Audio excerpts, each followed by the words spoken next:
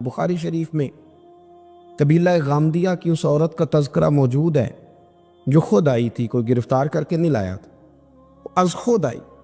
احساس پیدا ہو گیا نا گناہ کا۔ یہاں بہت ساری غلطیاں کر کے بھی لوگ جب اپنی بات کرتے ہیں تو کہتے ہیں کبھی یاد تو نہیں کسی کے ساتھ زیادتی کی ہو، یاد تو نہیں کبھی کسی کا، بھئی آپ نے اتنے بڑے ولی ہونے کا دعویٰ کر دیے۔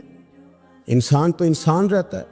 بڑے بڑے لوگ کہہ گئے کہ یا اللہ اگر انجانے میں بھی بھول گئے ہیں تو ہم سے درگزر فرما، لیکن جب ہم تیار ہی نہیں ماننے کو۔ حضرت انس بن مالک کہتے ہیں وہ خاتون آئی، کوئی پکڑ کے نہیں لایا، کسی 14 دنوں کے ریمانڈ پہ نہیں اسے منوایا گیا، اسے وہ خود بخود آئی، اور کریم محبوب علیہ السلام کے سامنے جب وہ کھڑی ہوئی تو اتنے درد سے میں نے کم لوگ روتے دیکھے ہیں جس درد سے وہ روئی۔ عرض کرنے لگی حضور میں غلطی کر بیٹھی ہوں، مجھ سے زنا ہو گیا، مجھے پاک کر گئے۔ تو محبوب کریم علیہ السلام نے فرمایا تو کیسے ثابت کرے گی تو نے گناہ کیا؟ یعنی مجرم کو ثابت کرنا پڑ رہا ہے کہ میں گناہ گار۔ یہ وہ کمال ہے کہ انسانوں کو احساس ہونے لگے کہ یہاں ہم غلط ہیں۔ جب اعتراف جرم ہوتا ہے، جب بیماری کی تشخیص ہوتی ہے تو پھر اس کا علاج بھی ہو جاتا ہے۔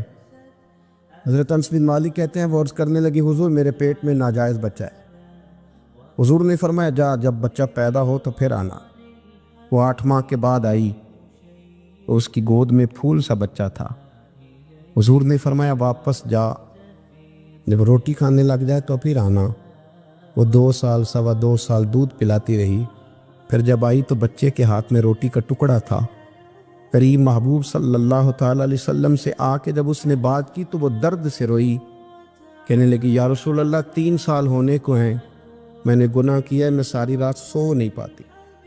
حضور تڑپتی، اگر اس حال میں مر گئی تو اپنے رب کو کیا منہ دکھاؤں گا، مجھے پاک کر دے، میرے حال پہ رحم فرمائے۔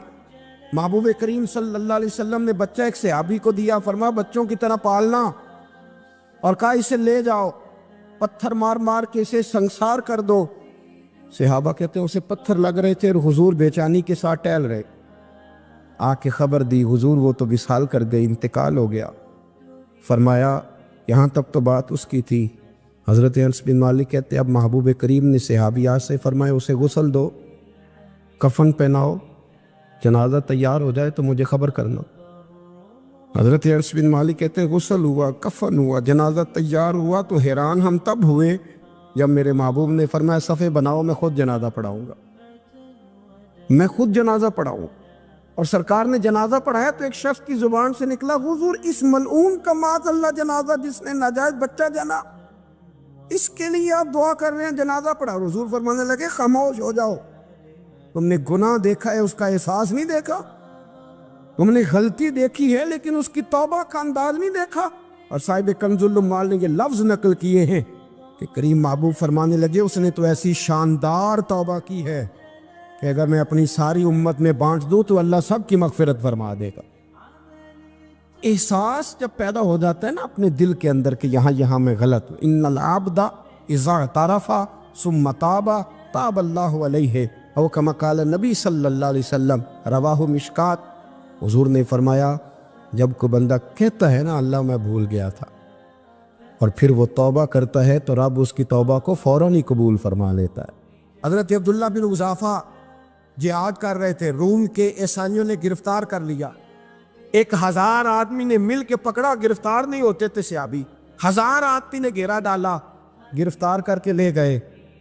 اور جب بادشاہ کے سامنے گئے تو وزیر کہنے لگا بادشاہ بندہ بڑے کام کا ہے، اگر ہمارے قابو آ گیا تو فائدہ دے گا، صحابی ہیں حضرت عبداللہ بن حذافہ، حضرت فاروق اعظم کا زمانہ ہے، اگر قابو آ گیا تو فائدہ دے گا۔ بادشاہ کہنے لگا کیوں، کیا خوبی ہے؟ کہنے لگے ہم 1000 آدمی تھے، یہ اکیلا قابو نہیں آ رہا، تو 1000 آدمی تھے، اگر ہماری فوج میں شامل ہو گیا تو بہت بڑا جرنیل ملے گا۔ بادشاہ کہنے لگا کوئی مسئلہ نہیں، 2-3 چیزیں ہوتی ہیں بندے کو خریدنے کے لیے، خرید لیتے۔ بادشاہ کہنے لگا عبداللہ جتنی دولت تجھے چاہیے میں تجھے دے دیتا ہوں، میرے لشکر میں آ جا، معاذ اللہ اسلام چھوڑ دے۔ حضرت عبداللہ بن حذافہ کیا فرماتے ہیں بڑا تو بیوقوف ہے، میں نے دولت کمانی ہوتی تو مدینے میں بیٹھ کے تجارت کرتا، میں دولت کمانے نہیں نکلا، میں تو رسول اللہ کی رضا کمانے کے لیے نکلا ہوا ہوں۔ دولت کمانی ہوتی تو کسی مارکیٹ میں ہوتا، میدان میں آنا تھا۔ شہادت ہے مطلوب مقصود مومن، نہ مال غنیمت نہ کشور کشائی۔ یہ دولت تو لونڈی ہے رسول اللہ کے دروازے کی، جو تو پیچھے پیچھے پھرتی ہے نبی پاک کے غلاموں۔ یہ کمانی ہوتی تو میں کسی مارکیٹ میں ہوتا، میدان میں تھوڑا ہوتا۔ عبداللہ بن حذافہ سے دوسری چال چلی۔ کہنے لگے میاں عہدہ جو تجھے چاہیے، میں بادشاہ ہوں، میرے نیچے جو عہدہ تو کہے گا وہ تجھے مل جائے گا۔ حضرت عبداللہ بن حذافہ کہنے لگے شاید تجھے پتہ نہیں میری تعریف کیا ہے، شاید تو جانتا نہیں میری تعریف کیا ہے۔ کہا صاحب کی کیا تعریف ہے؟ کہنے لگے میں رسول اللہ کا صحابی ہوں، اور کائنات میں سب سے بڑا عہدہ مصطفیٰ کے صحابی ہونے کا عہدہ ہے۔ صحابہ وہ صحابہ تھے جن کی ہر صبح عید ہوتی تھی، خدا کا قرب حاصل تھا، نبی کی دید ہوتی تھی۔ فرمایا میں نے حضور کے جلوے دیکھے ہوئے ہیں، مجھے عہدے کی ضرورت ہی نہیں، اور میں نے عہدہ لینا ہوتا تو میں سیاست کرتا، میں تو شہادت لینے نکلا ہوں میدان میں، عہدے کا میں نے کیا کرنا ہے؟ اب بادشاہ کہنے لگا اسے قتل کر دو۔ وزیر کہنے لگا نہیں، ایک بات اور ہے، مجھے ایک چال اور چلنے دو۔ کہا وہ کیا؟ کہنے لگے میری بیٹی بڑی خوبصورت ہے، مجھے موقع دو اپنی بیٹی کو سجا بنا کے، وہ جوان جس کی جوانی اتنی بڑی ہے کہ 1000 آدمی مقابلے میں کھڑا نہیں ہوتا، اس جوان کے کمرے میں رات کی تنہائی میں بنا سوار کے بی بی کو بھیجا۔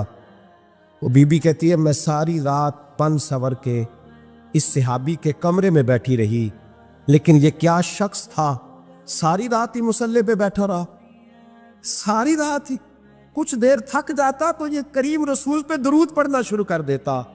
بی بی کہتی ہے سحری ہو گئی تو میں نے چھو کے دیکھا کہ انسان ہے کہ جن ہے، یہ بندہ ہے کہ فرشتہ ہے، چھو کے دیکھا۔ کہنے لگے پیچھے ہٹ جا۔ میں نے کہا میں نے تو سنا تھا تو 1000 کے مقابلے میں ہے، اور تو اتنا بے حس ہے کہ بنی صبری دلہن بیٹھی ہے، تو نے نظر نہیں کی؟ عبداللہ بن حذافہ، بی بی کہتی ہے نظر پھر نہیں اٹھائی، نظر پھر جھکی ہوئی ہے۔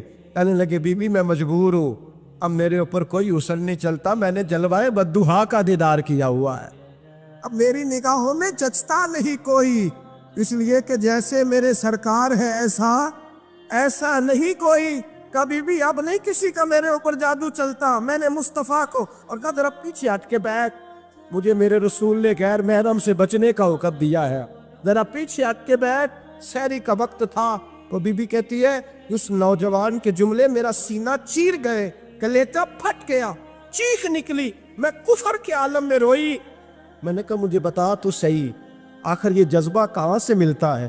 آخر یہ روشنی تو میں نے دیکھی نہیں، کہاں سے آتی ہے؟ ایک میرا باپ ہے جو بنا سور کے مجھے تیرے کمرے میں چھوڑ گیا، بتلا یہ کہاں سے کیف آتے ہیں؟ عبداللہ بن حذافہ کہنے لگے اگر کیف لینا ہے تو بھی میرے مصطفیٰ کا کلمہ پڑھ جا، آجا دروازے رسول پہ جھک جا، مل جائے گا۔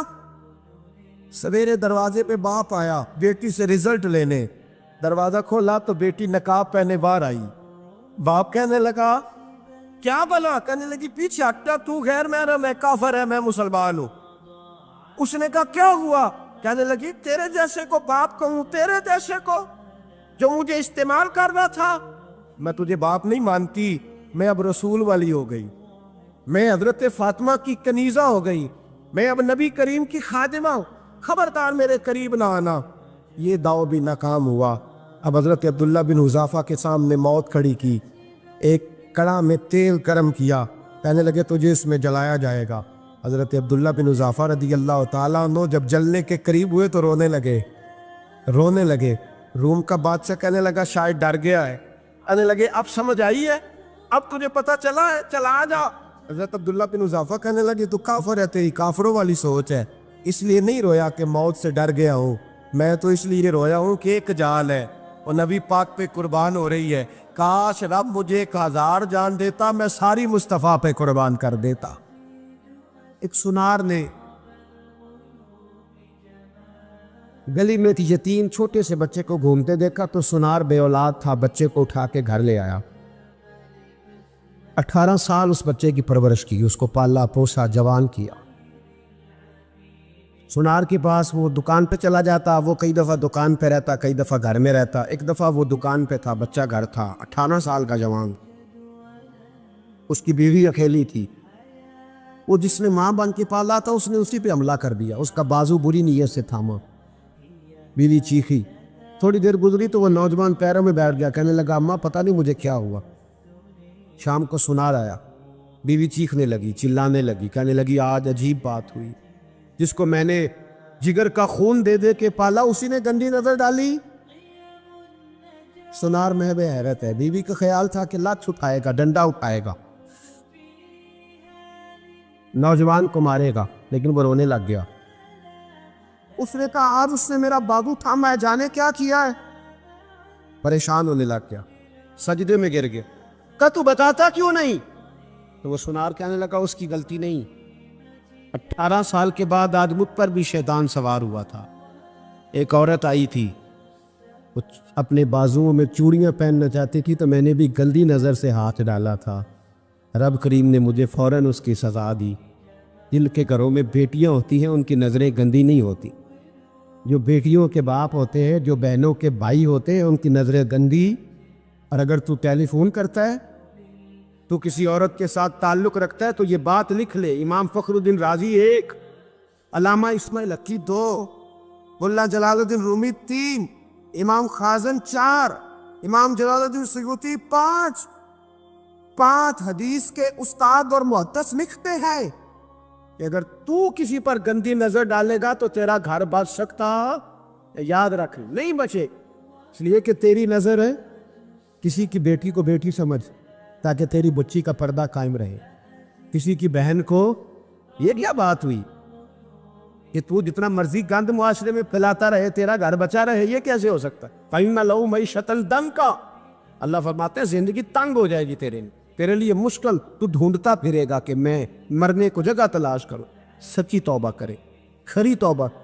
یہ گناہ انسان کو مجبور کر دیتے۔ حضرت عبداللہ بن مبارک رحمۃ اللہ تعالیٰ علیہ، ان کے سینکڑوں شاگرد تھے، ایک شاگرد کے انتقال کا وقت آیا تو گھر گئے ملنے۔ آپ کہتے ہیں میں نے زور لگا لیا پر اس کی زبان پر کلمہ جاری نہیں ہوا۔ میں اسے کہتا کلمہ پڑھ پر اس کی زبان پر جاری۔ اللہ اکبر، بہت بڑی نعمت ہے، دعا فرمائیں اللہ ایمان کی موت عطا فرما، ایمان کی موت دے اللہ کریم، ایمان کی موت دے۔ ایسے بھی لوگ دیکھیں ہیں، مسجد نبوی ہے، رسول اللہ کا شہر ہے، سر سجدے میں ہے، روح پرواز کر گئی، روح پر کتنا نصیبوں والا ہے، کتنا نصیبوں والا کہ مسجد نبی میں سر سجدے میں رکھا ہے، اور اللہ تبارک و تعالیٰ نے محبوب کے قدموں میں موت عطا فرمائی۔ تو حضرت عبداللہ بن مبارک کہتے ہیں میں نے اس کو کہا کلمہ پڑھ تو اس کی زبان پہ جاری نہیں ہوتا، میں بار بار کہتا تو وہ منت کرتا، کہتا حضور میں کوشش کرتا ہوں جاری نہیں ہوتا۔ فرماتے میں پریشان ہو کے اٹھا، ابھی میں دروازے پہ پہنچا تھا اس نے چیخ ماری اور روح پرواز کر گئی۔ بچے رونے لگے، بیوی رونے لگی، تو میں نے اس کی بیوی سے کہا کہ یہ جرم کیا کرتا، اتنا بڑا پاپی پہ کلمہ جاری نہیں ہوا۔ اس کی زوجہ کہنے لگی حضرت جی 2 گناہ تھے اس کے، ایک تو یہ شراب کا عادی تھا، روکتی تھی باز نہیں آتا تھا، اور دوسری بات یہ کہ یہ اپنی اماں کا نافرمان تھا، وہ 2 گلیاں چھوڑ کے رہتی ہے، یہ کبھی ملنے نہیں گیا تھا، اس بوڑھی کا کلیجہ اس کی طرف سے بڑی تکلیف میں تھا۔ حضرت عبداللہ بن مبارک کہنے لگے جا تو بھی دعا کر، اس کی ماں کو بھی کہہ دعا کرے کہ یہاں تو یہ کلمہ نہیں اسے نصیب ہوا، اللہ کرے اللہ آخرت کی منزلیں اس کی بہتر فرما دے۔ حضور صلی اللہ علیہ وسلم کے پاس ایک مہمان آ گئے رات کے وقت میں، جب وہ آئے تو حضور نے پوچھا کھانا کھانا ہے؟ تم نے کہا کھانا ہے۔ جھوٹ اور بھوک کو جمع کرنا منع ہے، کہا جی کھانا ہے۔ تو حضور صلی اللہ علیہ وسلم نے فرمایا ازواج مطہرات کے گھروں میں پتہ کرو کچھ ہے۔ حضرت ام سلمہ کے گھر میں پتہ کیا تو کہا یا رسول اللہ 4 دن سے روٹی نہیں پکی۔ حضرت زینب سے پوچھا تو کہا حضور کئی دن سے چولہا ہی نہیں جلایا۔ حضرت عائشہ صدیقہ، حضرت میمونہ، حضرت سودا، تمام گھروں سے بظاہر یہ 2 جہاں کے شاہ ہیں پر پاس کچھ رکھتے نہیں، 2 جہاں کی نعمتیں ہیں ان کے خالی ہاتھ میں، ہر چیز ہے پر فقر اختیاری ہے، کوئی شے نہ ملی۔ نبی پاک صلی اللہ علیہ وسلم نے مسجد میں اعلان کیا، فرمایا کون ہے جو میرے مہمان کو روٹی کھلائے؟ ان لفظوں کا حسن کوئی حسن والا ہی سمجھ سکتا ہے۔ فرمایا کون ہے جو میرے مہمان کو کھانا کھلائے؟ تو ایک صحابی لے گئے اور اٹھے، وہ صحابی جو صحابہ میں غریب تھے، ایک انصاری جو غریب آدمی تھے، بہت زیادہ امیر آدمی اللہ کی راہ میں خرچ نہیں کر پاتا، اس کے لیے مشکل ہو جاتا ہے۔ اس کے لیے بہت امیر آدمی جو ہوتا ہے نا، وہ جتنا زیادہ امیر ہوتا ہے نا، اتنی دیوار اس کے گرد کھڑی ہو جاتی ہے پیسوں کی، مشکل ہو جاتا ہے اس کے لیے۔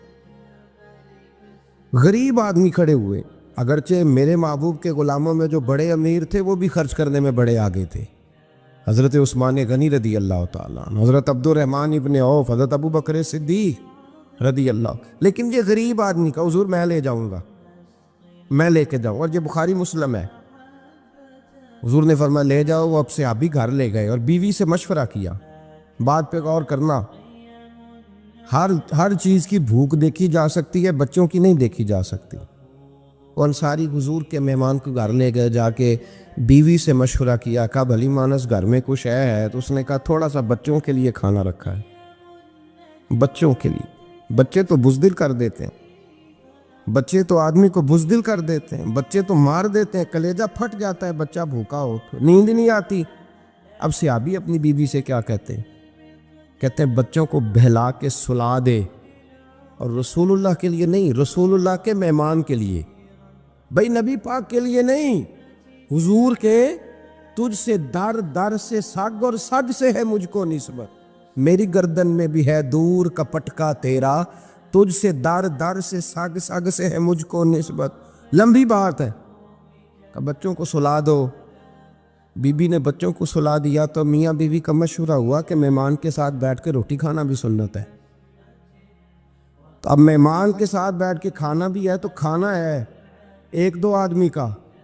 اب خاوند اپنی بیوی کو تیار کرتا ہے کہ میں بھی کھانے پہ بیٹھ جاؤں گا، تو بھی بیٹھ جانا، اور جب مہمان کھانے میں ہاتھ ڈال لے تو اٹھنا، کہنا او ہو دیا تو صحیح کیا ہی نہیں، ابھی بجھ جائے گا، اور جا کے دیا بجھا دینا۔ ہم ہاتھ ہلاتے رہیں گے، مہمان روٹی کھاتا رہے گا۔ اور یار اس درد کو، اس کیف کو سمجھو، گھر میں بچے بھی بھوکے، بچوں کی ماں بھی بھوکی، بچوں کا باپ بھی بھوکا، دسترخوان پہ روٹی لگ گئی، روٹیاں چون ڈالیں، بی بی اٹھی کہنے لگی او ہو چراغ تو صحیح کیا ہی نہیں، یہ تو بجھ جائے گا۔ حوصلے مند بی بی جس نے بچے بھوکے سلا دیے، وہ بھوکے سوئے ہوئے بچوں کی بھوکی اماں اٹھی اور اپنے خاوند کی تابع داری میں اٹھی، میں گڈی تے ہتھ ڈور سجن دے، وہ جنج رکھے اونج رہنا ہے، اٹھی اور اس نے نہ دیا ٹھیک کرنے کے بہانے بجھا دیا۔ مہمان روٹی کھاتا رہا اور رسول اللہ کے نوکر قربانی دیتے رہے، وہ روٹی کھا کے سیر ہو کے بستر بچھایا تو سو گیا۔ یہ میاں بیوی ساری رات بچوں کی طرف دیکھتے رہے اور غور کرتے رہے اور راضی رہے کہ ہم نے حضور کا فریضہ نبھایا ہے۔ قربان جاؤں محبوب پہ، بے خبر ہو جو غلاموں سے وہ آقا کیا ہے۔ وہ صحابہ وہ اگر قربانیاں دیتے تھے تو جو اعزاز ملتا تھا وہ بھی بڑا شان والا ہے۔ صحابی کہتے ہیں میں فجر کی نماز پڑھنے مسجد آیا، پہلا قدم رکھا تو میرے کریم بولے، حضور نے فرمایا رات جو تو نے اور تیری بیوی نے عمل کیا ہے خدا کو بھی بڑا پسند آیا ہے، محمد مصطفیٰ کو بھی بڑا پسند ہے۔ اور پھر ایک لفظ اور ہے حدیث میں، ایک روایت میں کچھ جملے اور بھی ہیں۔ حضور نے فرمایا جب تو اور تیری بیوی رات مہمان کے ساتھ احسار کر رہے تھے نا، تو عرش کا مالک تمہیں مسکرا کے دیکھ رہا تھا، رب تمہیں دیکھ کے مسکرا رہا تھا، رب تمہیں دیکھ کے مسکرا، تر بامنی پہ شیخ ہماری نہ جائیے، ہم دامن نچوڑ دیں تو فرشتے وضو کریں۔ پر میں وہ مسکرا رہا تھا کہ میرے بندے میرے رسول کی رضا کے لیے کیا کر رہے ہیں۔ اور صاحب دیکھو، نبی پاک کے لیے نہیں، خاندان کے لیے نہیں، خاندان نبوت کے لیے نہیں، حضور کے نہ سمجھے یار، اس پہلو کو سمجھے۔ نبی پاک کے بریلی کے امام بول پڑے، فرمانے لگے تجھ سے در سے سگ سے ہے مجھ کو نسبت، تجھ سے در سے سگ کتے کو کہتے ہیں فارسی میں۔ فرماتے محبوب تیرا دروازہ اور دروازے پہ کتا، اور کتے کے پاس میں بیٹھا ہوں، چلو کتے کے پاس تو بیٹھا ہوں نا، میری گردن میں بھی کوئی تو پٹکا آیا ہی ہے نا، تجھ سے در سے سگ اور سگ سے ہے مجھ کو نسبت، چلو میری گردن میں بھی ہے دور کا پٹکا تیرا۔ قرآن مجید بول اٹھا، رب کریم نے فرمایا حبیب یہ تیرے غلام وہ ہیں کہ وَيُكْسِرُونَ عَلَىٰ أَنفُسِهِمْ وَلَوْ كَانَ بِهِمْ خَصَاصَةٌ، فرمایا ان کا حال یہ ہے کہ جس چیز کی شدید حاجت ہوتی ہے وہ بھی اپنے بھائیوں پہ قربان کر دیتے، وہ دے دیتے ہیں تیرے نام پہ، جب مکے والے مدینے آئے انصار مدینہ تو میرے مصطفیٰ کریم نے فرمایا نہ تمہاری نسلیں ایک ہیں نہ قبیلے ایک ہیں، لیکن تمہارا نبی ایک ہے، تمہارا رسول ایک، خدا ایک، کتاب ایک، تمہارا میری وجہ سے رشتہ ہے۔ چلو اپنے بھائیوں کے ساتھ احسار کرو، چلو احسار کرو۔ اگر کسی کے 2 مکان تھے تو اس نے ایک اس کو دے دیا جو مکے سے آیا تھا، 2 باغ تھے تو ایک دے دیا، کسی کے پاس ایک تھا تو آدھا بانٹ کے دے دیا، ہر چیز تقسیم کر دی۔ حالات بدل جاتے ہیں، حالات بدل جاتے ہیں۔ تلک الایام نداولها بین الناس، اللہ لوگوں کے درمیان دن بدل دیتا ہے، حالات بدل گئے۔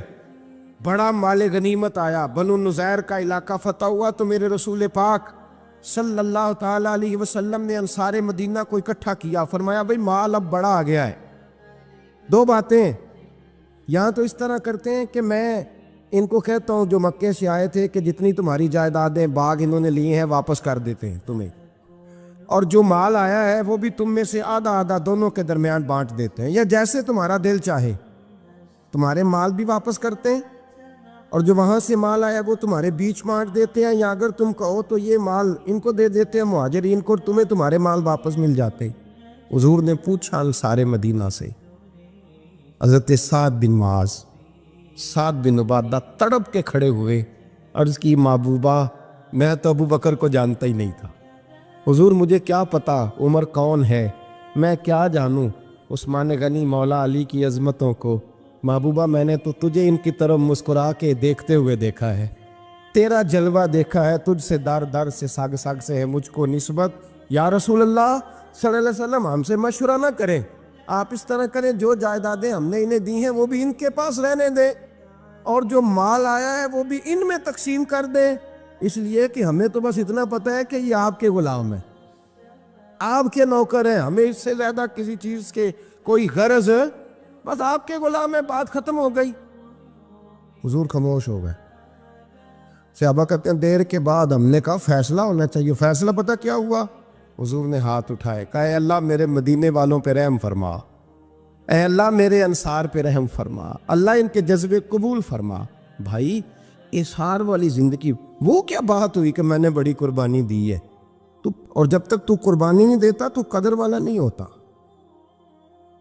جو چیز قربانی سے حاصل ہوتی ہے اس کی قدر ہوتی ہے، جو چیز مفت میں آ جاتی ہے اس کی کوئی قدر نہیں ہوتی، کوئی قدر نہیں۔ میں اکثر سوچتا ہوں کہ حضرت خواجہ اجمیری کے خلیفے اجمیر میں بھی تو ہونے چاہیے تھے نا، لیکن ان کے خلیفے اجمیر میں نہیں ہوئے، دلی میں ہوئے۔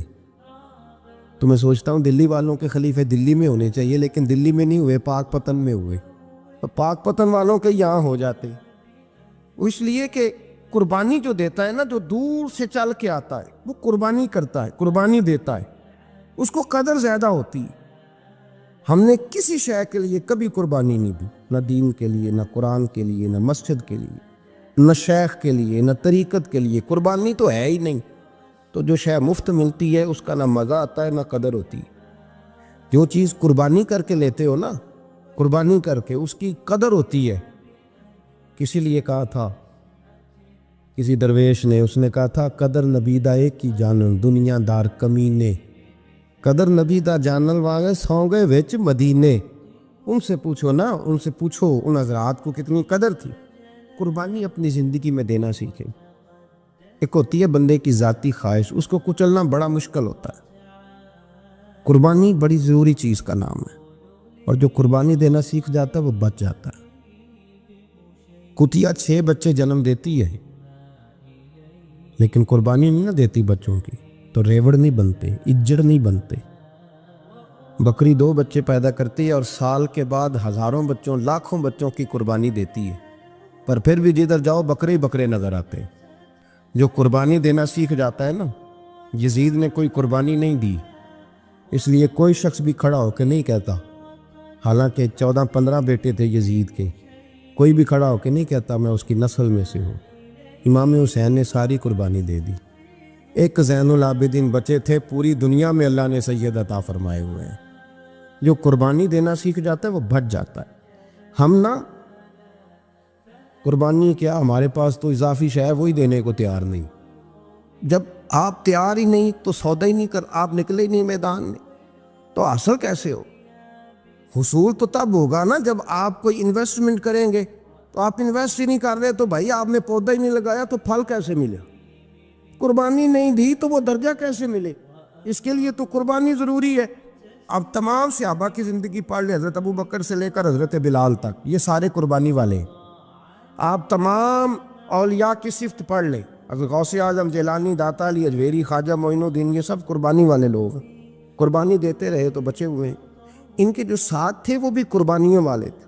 قربانی حصہ ہے طریقت کا، قربانی ضروری ہے. اور ہمارے صوفیاء تو کہتے ہیں جس شخص نے تصوف میں آ کے قربانی نہیں دی. بزرگوں کے پاس ایک شخص آیا، غالباً خواجہ نظام الدین محبوب الہی کی بات ہے، میرے ذہن میں نام پورا نہیں سما رہا. تو ایک مرید نے آ کے کہا حضور زکوٰۃ کتنی دینی ہے؟ فرمایا 2.5%. تھوڑی دیر کے بعد حضرت نصیر الدین چراغ دہلوی آ گئے، کہا حضور اللہ کے راستے میں کتنے دینے ہیں؟ فرمایا 50%. ایک ساتھی قریب بیٹھا تھا، اس نے کہا پہلے کے لیے 2.5% کا فتویٰ تھا، اس کو کہہ دیا آدھے دے دے. چند منٹ گزرے تو حضرت امیر خسرو بھی آ گئے، کہا حضور زکوٰۃ کتنی دینی ہے؟ فرمایا جو ہے سارا ہی لے آ، تیری 100% ہے. تو وہ ساتھی جو قریب بیٹھے تھے اس نے کہا بابا فتوے علیحدہ علیحدہ ہیں. فرمایا فتویٰ ایک ہی ہے، بندے علیحدہ علیحدہ ہیں. فتویٰ ایک ہی ہے، مجھے پتہ ہے کون کتنے دے سکتا ہے. وہ جس کو میں نے 2.5% کہا ہے وہ بھی جا کے حساب کتاب کرے گا، اس نے 2.5 بھی پورا نہیں دینا. اور فرمایا جس امیر خسرو کو میں نے کہا نا سارا لے آ، اس کا دل کرے گا میں اپنا مکان بھی توڑ کے لے آؤں. میں نے فتویٰ ایک ہے، بندہ دیکھ کے بات کی ہے. بھائی قربانی نہیں ہے، اظہار ہی نہیں ہے، جذبہ ہی نہیں ہے، ہمارا مزاج ہی نہیں ہے. لیکن نا یہ اب ایک تو شریعت کی قربانی ہے نا یہ، تو اس پہ بھی لوگ بڑا سوچیں گے، اس پہ بھی لوگ بڑا سوچیں گے. فتوے پوچھتے پھریں گے کہ جی میرے اوپر تو ابھی میں نے تو 15,500 قرضہ دینا ہے، دوں کہ نہ دوں، کون سی دوں؟ فتوے پوچھیں گے. دینے کی دفعہ فتوے پوچھیں گے اور لینے کی دفعہ چھٹی، جو آتا ہے آنے دو. کبھی لینے کی دفعہ بھی فتویٰ پوچھنا صاحب کہ یہ مجھے اتنا مال آ رہا لے لوں کہ نہ لوں. وہ لے لیا، قابو کر لیا. جب دینے کی باری آئی تو فتویٰ احصار کرے. اور احصار صفت ہے مسلمان کی، یہ احصار کرنے لگتا ہے تو بچنے لگ جاتا ہے، اس کا فائدہ ہونے لگ جاتا ہے. قربانی دینے لگ جاتا ہے تو بچ جاتا ہے. کسی نے کہا تھا سن اے مسلمان، یہ نقطہ فیض قرآنی میں ہے، عظمت و اسلام اور مسلم صرف قربانی میں ہے. اگر تو جینا چاہتا ہے تو قربان ہو. حضرت سیدنا ابو بکر صدیق فرماتے ہیں میں حضور کے سامنے بیٹھا، ایک شخص آیا، اس نے آ کر کے کہا یا رسول اللہ صلی اللہ تعالی علیہ وآلہ وسلم، یہ میرے ہاتھ کے اندر خنجر ہے، میں قتل کر کے آیا ہوں. قاتل کھڑا ہوا. ایک طرف قرآن مجید کا حکم ہے کہ جس نے ایک آدمی کو قتل کیا پوری انسانیت کو قتل کیا. حضور یہ خنجر ہے، قتل کر کے آیا ہوں. میرے مصطفیٰ نے فرمایا کس کو قتل کیا؟ عرض کی حضور سگی بہن کو مارا ہے. سگی بہن تھی، میں نے قتل کر دی. میرے نبی پاک صلی اللہ علیہ وسلم نے فرمایا کیوں مارا؟ پیار نہیں تھا؟ کہا محبوبہ بہن سے کس کو پیار نہیں ہوتا، بڑا پیار تھا، پر مارا کیوں؟ تو صحابی رونے لگے، کہنے لگے محبوبہ میں بڑا پیار کرتا تھا، پر وہ کافرہ تھی، مشرکہ تھی، بڑا پیار کرتا تھا. جب بھی اس کے پاس جاتا وہ آپ کے بارے میں بات چھیڑ دیتی.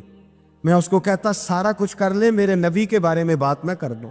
میں ہر شے سہ لیتا، پر مصطفیٰ کریم کی ذات کے بارے میں کوئی بات برداشت کرنے کی طاقت نہیں رکھتا. یہ والا جملہ نہ کہنا. میں اس کو روکتا، منع کرتا، وہ باز نہ آتی. کہتے ہیں آج اس نے اتنی سخت بات کی کہ میں اس کا گلا کاٹ آیا ہوں، قتل کر دیا ہے. حضور میرے لیے حکم کیا ہے؟ تو نبی پاک نے فرمایا جا، تیرے اوپر کوئی سزا نہیں، تو نے جو کیا ہے اچھا ہی کیا ہے، یہ اچھا کر ڈالا ہے جو تو نے کیا ہے. ایک صحابی نابینا تھے، آنکھوں سے نظر نہیں آتا تھا، رشتہ کوئی نہیں دیتا تھا، معذور آدمی تھے. نکاح ہوا، شادی ہوئی، 2 بیٹے دیے اللہ، گھر بس گیا، بیوی کپڑے دھو کے دیتی، خدمت کرتی، روٹی پکا کے دیتی، بچے بڑے حسین تھے. اور وہ صحابی خود فرماتے ہیں، نابینا صحابی کہتے ہیں موتیوں کی طرح کے میرے بچے، جو بھی آتا آ کے کہتا تیرے موتیوں کی طرح کے لال ہیں. لیکن آپ فرماتے ہیں ایک صبح اعلان ہو گیا، مدینے میں شور ہو گیا، کچھ نابینا صحابی کی بیوی قتل ہو گئی، کسی نے خنجر کے دبایا، مر گئی ہے. کہتے ہیں اس کے لواحقین اکٹھے ہوئے، در رسالت مآب پہ آئے، آگے کہنے لگے حضور ہمارا قاتل ڈھونڈ کے دیں، ہماری بیٹی کو کس نے مارا؟ میرے رسول پاک نے مجمع پہ نظر ڈالی، فرمایا بھائی مجھے کہنے کی ضرورت نہ پڑے، اگر قاتل موجود ہے تو خود اٹھ جائے۔ خود اٹھے۔ وہ نبینا صحابی بیچ میں سے اٹھ کے کھڑے ہو گئے، کہنے لگے سونیا قاتل کوئی باہر نہیں، میں خود قاتل ہوں، میں نے مارا ہے، میں قاتل ہوں، میں نے مارا ہے۔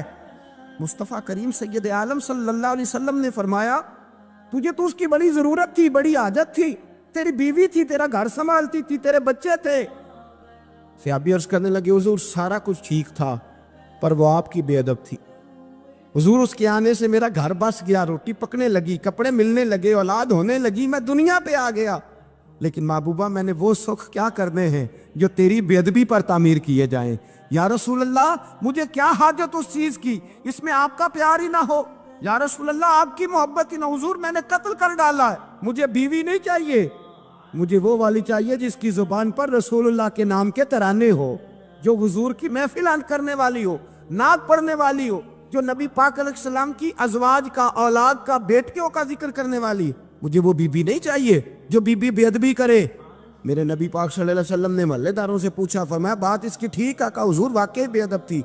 نبی پاک نے فرمایا اٹھو پھر چلے جاؤ، اس نے انسان نہیں مارا، اس نے گستاخ رسول کو مارا ہے، اس نے ایک گستاخ رسول کو مارا ہے۔ بھائی یاد رکھے نبی پاک کا پیار ایمان کا حصہ ہے، اس میں کوئی کمپرومائز نہیں۔ حضرت ابو عبادہ بن جراح نے میدان کے اندر اپنے باپ کو قتل کیا، باپ کو مارا۔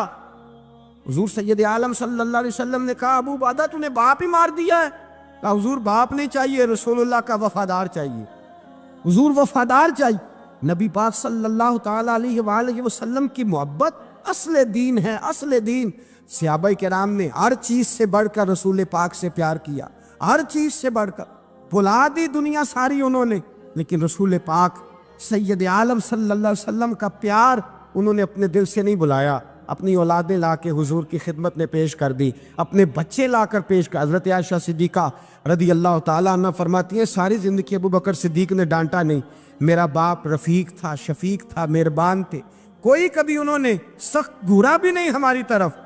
لیکن کہتی ہے ایک دن میں حضور کے ساتھ گفتگو کر رہی تھی، بچی تھی، میری آواز ذرا بلند ہوئی تو کہتے ہیں جناب ابو بکر صدیق رضی اللہ تعالیٰ عنہ باہر سے دوڑے آئے، اندر آئے، حضرت ابو بکر نے تھپڑ اٹھایا، میرے منہ پہ مارنے لگے، حضور آگے بڑھے، بچایا۔ میں نے کہا ابا جی آپ نے تو گھورا بھی کبھی نہیں، یہ کیا ہوا؟ حضرت جناب عائشہ صدیقہ کہتے ہیں ابو بکر صدیق رو پڑے، کہنے لگے عائشہ میرے اوپر سے پہاڑ بھی گزر جائیں تو مجھے تکلیف نہیں ہوتی، اور میرے مصطفیٰ کے سامنے کوئی اونچا بولے بھی تو میرا دل ٹوٹ جاتا ہے۔ خبردار حضور سید عالم، حضرت عمر کا زمانہ تھا، کچھ لوگ آئے کہیں اور کے رہنے والے، مسجد نبی میں اونچی آواز میں بولنے لگے، اونچی آواز میں باتیں کرنے لگے۔ حضرت عمر نے بلایا، فرمایا ادھر آؤ، کون ہو، کہاں سے آئے ہو؟ کہنے لگے کوئی شام کا ہے، کوئی کسی ملک کا ہے۔ آپ فرمانے لگے تمہیں پتہ نہیں یہ روضہ رسول ہے؟ تمہیں پتہ نہیں یہ حضور کی مسجد ہے؟ لا ترفعوا اصواتکم فوق صوت النبی، تمہیں خبر نہیں تم کہاں آئے ہو؟ فرمایا اگر تم مدینے کے رہنے والے ہوتے میں تمہیں دروں سے مارتا، تمہیں سزا دیتا۔ تمہیں ادب رسول کا نہیں پتا، تمہیں رسول اللہ صلی اللہ علیہ وسلم کے طریقے کا نہیں پتا۔ نبی پاک صلی اللہ علیہ وسلم کے وجود سے خون نکلا، حضور نے حضرت عبداللہ بن زبیر سے کہا ٹھکانے لگا دو، جاؤ ٹھکانے لگا دو، ایسی جگہ لگاؤ جہاں کسی کی نظر نہ پڑے، خون بہتا ہوا خون حرام ہے، قرآن پاک نے بیان کیا ہے، کہا ٹھکانے لگا دو۔ حضرت عبداللہ بن زبیر باہر نکلے اور حضور کا جو خون تھا وہ پی گئے۔ حضور نے کہا تھا پی لینا، کیا کہا تھا؟ ٹھکانے لگا دو، پی گئے۔ واپس آئے تو مصطفیٰ نے فرمایا کہاں ٹھکانے لگایا؟ کہا یا رسول اللہ ایسی جگہ جہاں کسی کی نظر نہیں پڑے گی، ایسی جگہ جہاں کسی کی نظر نہیں پڑے گی۔ حضور نے فرمایا پی گئے ہو؟ کہا حضور پی گیا ہوں۔ فرمایا جاؤ، نبی کا وعدہ ہے تمہارے وجود کو جہنم کی آگ چھوئے گی بھی نہیں۔ ہم وہ والا پیار کرتے ہیں جو حضور نے کہا ہے۔ حضرت ام ایمن نبی پاک کی دائی تھی، حضور کی رضائی والدہ تھی، سرکار کی طبیعت مبارک علیل ہوئی تو حضور نے ویسے نبی پاک جب پخانہ کرتے تھے تو حضرت عائشہ صدیقہ فرماتی ہیں حضور کے پخانے سے کستوری سے بھی زیادہ خوشبو آیا کرتی۔ اور آپ حضرت انس بن مالک فرماتے ہیں حضور کھیتوں میں پخانے کے لیے جاتے، میں ساتھ جاتا، جہاں نبی پاک صلی اللہ علیہ وسلم پخانہ کرتے میں وہاں جا کے دیکھتا تو کوئی شے نہ ہوتی۔ میں کہتا حضور کہاں گیا؟ اللہ کے رسول فرماتے جب میں پخانہ کرتا ہوں تو زمین کھل جاتی ہے، میرا پخانہ اندر سمو لیتی ہے۔ حضور کے پخانے اور پیشاب سے کستوری کی خوشبو آتی تھی، کستوری کی خوشبو آتی تھی۔ حضرت ام ایمن رضی اللہ تعالی عنہ کہتی ہیں حضور نے پیشاب کیا، طبیعت مبارک قلیل تھی تو لکڑی کے ایک برتن میں حضور نے پیشاب کیا اور کہا اماں جی اس کو باہر رکھا ہے، کہیں باہر ٹھکانے لگائیں۔ حضرت ام ایمن کہتی ہے میں نے اسے ہاتھ لگایا تو میرے وجود سے بھی خوشبو آنے لگی، میرا جسم مہکنے لگا۔ حضرت ام ایمن کہتی ہے میں باہر جا کے نکال کے دکھاؤ کسی حدیث سے کہ رسول پاک نے فرمایا ہو میرا پخانہ پی جانا۔ حضرت ام ایمن باہر گئیں، نبی پاک کا پیشاب مبارک پی گئیں، واپس آئیں تو حضور نے فرمایا اماں کہاں رکھا ہے؟ کہنے لگی محبوبہ وہاں رکھا ہے، کسی کی نظر نہیں پڑے گی۔ حضور نے فرمایا پی گئی ہو؟ کہا حضور پی گئی ہوں۔ فرمایا جاؤ میرا وعدہ ہے قیامت تک تمہیں پیٹ کی بیماری کوئی نہیں لگے گی، جب تک زندہ رہو گی پیٹ کی بیماری۔ حضور نے کہا تھا کہ پی جاؤ نا۔ بھائی یاد رکھیں رسول اللہ صلی اللہ علیہ وسلم کے صحابہ جو حضور کی تعظیم کرتے ہیں تو اس کا حکم نہیں دیا نبی پاک، لیکن وہ جانتے جب تعظیم کی باری آئے تو جو بھی کام تعظیم کا ہوگا، جو کام بھی عزت کا ہوگا وہ عزت دی جائے گی۔ ایک صحابی حضور علیہ السلام کی گھوڑے کو کجاوا بالا کرتے تھے، کاٹھی ڈالتے تھے۔ حضور نے کہیں نہیں کہا کہ وضو کر کے ڈالنا، غسل کر کے ڈالنا، کہیں نہیں کہا۔ رسول پاک صلی اللہ علیہ وسلم رات کو کہہ دیتے کہ صبح جانا ہے تو گھوڑا تیار کر دینا، اونٹ تیار کر دینا۔ ایک دن اللہ کے محبوب سویرے اٹھے، گھوڑا تیار تھا، حضور بیٹھے تشریف لے گئے۔ جب تشریف لے گئے نبی پاک صلی اللہ علیہ وسلم تو حضور واپس آئے تو بلایا، ان سے صحابی کا نام تھا حضرت اسلم بن شریک، ان کو بلا کے حضور نے فرمایا یار آج کجاوا تو نے نہیں باندھا۔ وہ رونے لگے، کہنے لگے محبوبہ اس کا مطلب ہے میرا باندھنا آپ کو پسند آتا ہے، اس کا مطلب ہے میری خدمت قبول ہے۔ فرمایا تو نے نہیں باندھا؟ یا رسول اللہ نہیں۔ فرمایا کیوں نہیں باندھا؟ کیا جواب ہے، کیا حسن ہے۔ کہنے لگے یا رسول اللہ میں صبح اٹھا تو میرے اوپر غسل فرض تھا، اگر میں بغیر غسل کے ہاتھ لگاتا حضور کو نہیں نبی پاک کے گھوڑے کے کجاوے کو، کہا حضور گھوڑے کے کجاوے کو بغیر غسل کے ہاتھ لگاتا تو بے ادبی تھی، اور اگر غسل کرتا تو حکم ماننے میں دیر ہوتی تھی، یہ بھی بے ادبی تھی، لہذا کسی اور کی ڈیوٹی لگائی۔ صحابہ نے حضور کی وہ تعظیم کی جس کا حضور نے حکم نہیں دیا تھا نبی پاک نے کہ یہ والی تعظیم کرو۔ ایک دن حضرت عمر فاروق جناب ابو بکر صدیق سے ملنے آئے، کہنے لگے ابو بکر ایک کام سے آیا ہوں۔ کہا عمر کہو۔ امیر المومنین کے پاس آئے جناب عمر، ایک کام سے آیا ہوں۔ کہیے۔ کہنے لگے ایک شے کی ضرورت ہے، مانگوں گا تو آپ دے دیں گے؟ جناب عمر فاروق رضی اللہ تعالیٰ عنہ کہنے لگے میرے بس میں ہوئی تو ضرور دے دوں گا، تو میرا بھائی ہے بات تو کر۔ تو حضرت عمر نے پتہ کیا مانگا؟ کہنے لگے ابو بکر وہ جو غار ثور میں تم 3 دن حضور کے ساتھ رہے ہو نا، میں 3 راتیں نہیں مانگتا، ان میں سے مجھے 1 رات دے دو۔ اور کیا لفظ ہیں، کیا حسن ہے۔ کہنے لگے عمر کی زندگی کی ساری نیکیاں لے لو، 3 راتوں میں سے 1 رات مجھے دے دو، 1 رات مجھے دے دو۔ حضرت ابو بکر صدیق رضی اللہ تعالیٰ عنہ رو پڑے، کہنے لگے میں نے کہا تھا جو بس میں ہوگا دوں گا، یہ تو میرے مصطفیٰ کی محبت ہے، یہ کسی کو دینا میرے بس کی بات ہے، یہ حضور کا پیار ہے جو میں نے سنبھال کے رکھا ہوا ہے، سنبھال کے پھر کے گلی گلی تباہ ٹھوکریں سب کی کھائے کیوں، دل کو جو عقل دے خدا تو تیری گلی سے جائے کیوں، جان ہے عشق مصطفیٰ روز فضو کرے خدا، ارے جس کو ہو درد کا مزہ وہ ناز دوا اٹھائے کیوں، اب تو نہ روک ہے غنی عادت سگ بگڑ گئی، پہلے ہی دن میرے کریم لقمہ تر کھلائے کیوں۔ حضرت بلال کہتے ہیں میں اذان پڑھ رہا تھا، ابو بکر سن رہے تھے، انہوں نے چوم کے آنکھوں سے لگایا، بعد میں کہ ملا علی قاری نے لکھا ہے، بعد میں کسی صحابی نے کہا محبوبہ ابو بکر نے انگوٹھے چوم کے آنکھوں سے لگائے ہیں، اور انہوں نے چوم کے کہا قرۃ عینی بھی کہا یا رسول اللہ، حضور آپ میری آنکھوں کی ٹھنڈک ہے۔ میرے مصطفیٰ نے فرمایا جو میرے ابو بکر کی طرح کرے گا اس کی آنکھوں میں کبھی تکلیف نہیں ہوگی، اس کی آنکھوں میں کبھی تکلیف۔ حضور آپ نے تو حکم ہی نہیں دیا، آپ نے تو کہا ہی نہیں یہ کام کرنے کا، آپ نے تو کہا ہی نہیں یہ ذکر کرنے کا۔ میرے رسول کریم سید عالم صلی اللہ تعالی علیہ وسلم کا پیار ایمان کی جان ہے۔